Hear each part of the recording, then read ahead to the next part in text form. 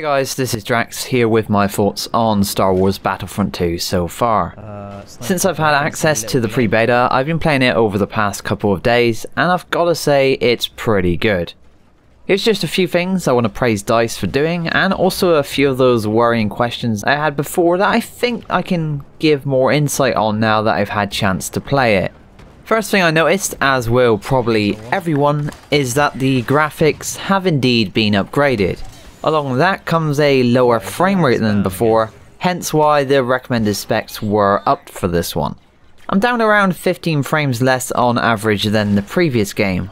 This may sound bad, but it's not really, it's just a drop from 100 down to 85. When streaming I turned a few settings down to improve performance, but the overall graphics quality stayed the same, so good work DICE with the optimization. If you've seen any previous video of mine referencing Battlefront 2, then you'll know that I was worried about the player numbers, especially on the Galactic Assault mode. I felt like 20v20 was going to be few 2 players to keep things interesting. And to be honest, on the Battle of Feed while outside the palace, it sure feels that way.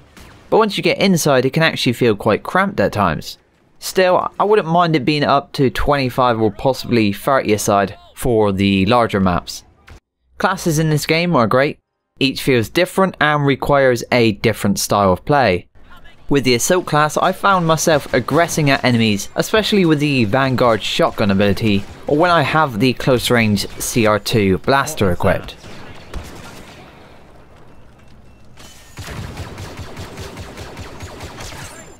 The Heavy class has more of those heavy blasters that I'm used to using on the original Battlefront, plus the Combat Shield ability, which really gives you an advantage when used well. The Specialist is probably the most interesting class. 1 second you're picking people off at range, then with your infiltration ability you go under the radar and become a CQC killing machine equipped with the infamous E4. And the Officer is the backbone of the squad with the ability to hold off enemies via the turret and help friendlies push forward with the battle command. For infantry combat, rolling and shooting is no longer a thing in the sense that you can't do them at the same time like you did on Battlefront 1.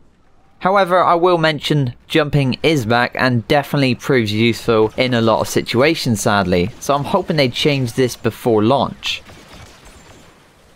Heroes take far more skill to play in this one. I've managed to unlock one a few times now, and it's become evident that timing and choosing targets is key. A wrong move, especially when in close quarters, usually results in death. Using the abilities correctly is the difference between a kill streak and getting killed. I can definitely see star cards being a key part to the heroes in this game, and we'll touch on that shortly. But first, space battles, they look and they play a lot better.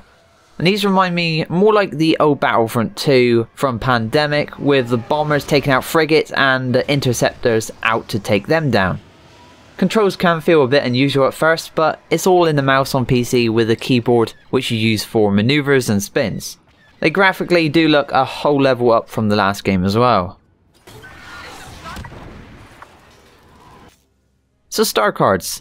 These were another worry I had for the game because, as we've been told, this is where microtransactions will come in. Now I like the system, I really do, as it adds progression to your game.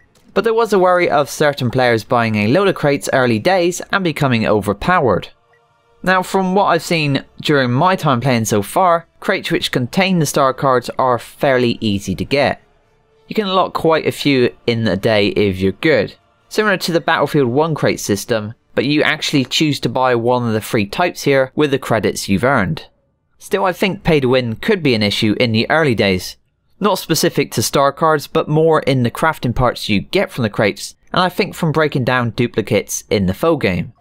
Crafting parts are used to make mods for weapons, and these seem to have a bigger effect on the game than the actual star cards currently.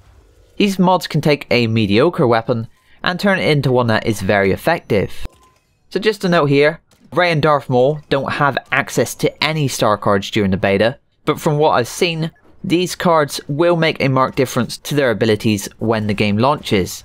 Currently, heroes, especially those with lightsabers, can feel a bit weak at times. So there's just a few thoughts from the time I've spent playing. This game truly is several levels up from EA's first Battlefront game. I remember playing the beta for that one and leaving it after only 2 hours as I felt like I had done and seen it all. Whereas this beta I want to keep playing, so that's quite a difference there. Overall, I've enjoyed it so far, and I'll be updating this channel with more Battlefront 2 in the near future, with a few live streams in between, so stay tuned. As always, thanks for watching, and I'll see you next time.